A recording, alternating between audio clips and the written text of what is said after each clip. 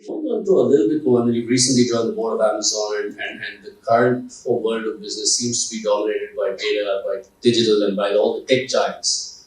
And again, there's a little bit of this, do they serve a great consumer need? Yes, they do. But there's also, are they becoming too powerful? What are they doing to our data? Are they becoming more powerful, in fact, in some cases, than governments? So how do you see this trend playing out? There's a lot of calls for regulation. The European Union seems ahead of the US on that. But again, from your perspective, from your vantage point, how do you actually see this whole thing evolving? Are we going to see more regulation? Are you going to see self-regulation on the part of the data and digital giants? So let me give you an example from a different industry, and then we'll come to Amazon and the tech companies in a second. Okay, when people buy plastic bottles of water, it's because you don't want to go through the pain of carrying your own bottle and washing it, right? Most young people don't want to go through that hassle. They want convenience, everything, instant gratification. And if you are going for instant gratification, there is a collateral damage somewhere.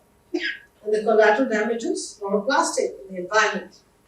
Now let me come to the tech companies. You want the convenience. In one swipe, you want to order something. You want it to land on your doorstep even before you think about it, right? And basically, you might even forget to order something. You'd rather Amazon reminds you that you have to order it. But that's not going to fall from the sky. There's got to be data behind it, right? So the collateral benefit, and on one side I said damage, the collateral benefit here is that your data is being shared with a bunch of people. All right? So you've got to decide your trade-off. Do you want ultra convenience?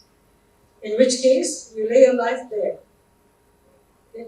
I'll give you one example which spooked me. And I was in a car once, and my driver was also from my age, and we were talking about Woodstock, the festival. Okay? We were talking about what acts were in Woodstock, which groups performed, and Dom and I were chatting. And then he said, "Did we get all the acts, Mrs. Nooyi?" I said, "Let me check Google."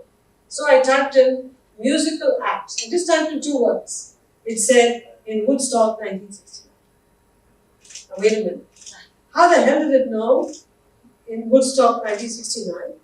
And I didn't say, "Siri, what musical acts?" I didn't say that. It just printed that out. So I was very upset. I came home to my husband and I go, "How did this happen?" I hadn't turned on Siri. It said musical acts 1969.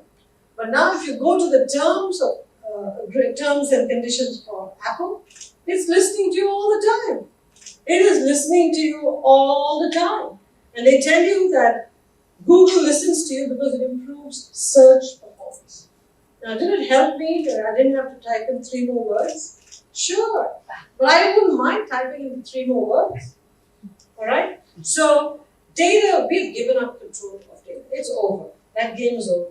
Now the question is, how do you harness it to get yourself the gift of time, get yourself ultra convenience, and figure out how to have some semblance of control over your data. Some semblance. And in the boardrooms, and obviously not, do you see people actually recognizing the fact that somewhere between this, I get the data and I get the convenience, that even corporations have some kind of responsibility to say, we've got to help find the balance, or are they, and I'm going to use Facebook just as that, they're just going to say, no, we're just going to go and do what we want to do.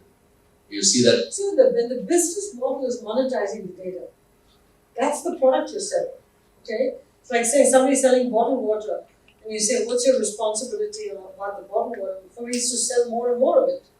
That's what Facebook does. Facebook has to monetize its data. If you now say, do it with responsibility, what does it mean to Facebook? What are they going to say? What would you do if you were Zuckerberg? Good question. I wish I was, but no, I actually do believe. I can answer that question honestly. I do believe that we should leave personal identity completely out of anything that we do with data. But that's a personal answer. Well, I think it's a hard Facebook one. won't exist. And young people today put their entire life on Facebook. So what are you going to do? Again, if the consumer stops using Facebook, there's no Facebook. So we shouldn't blame Facebook. It's us. We put our life on Facebook, and we only talk to friends on Facebook. At least the young people do. I don't. They do it on Facebook. We have to train the consumer to behave differently. By the way, slight aside, musical act, I'm not surprised that in Woodstock turned out because she was very good at singing all those Woodstock songs with the guitar. No, but that's, I was in a car with my driver behaving myself. Have a heart, please.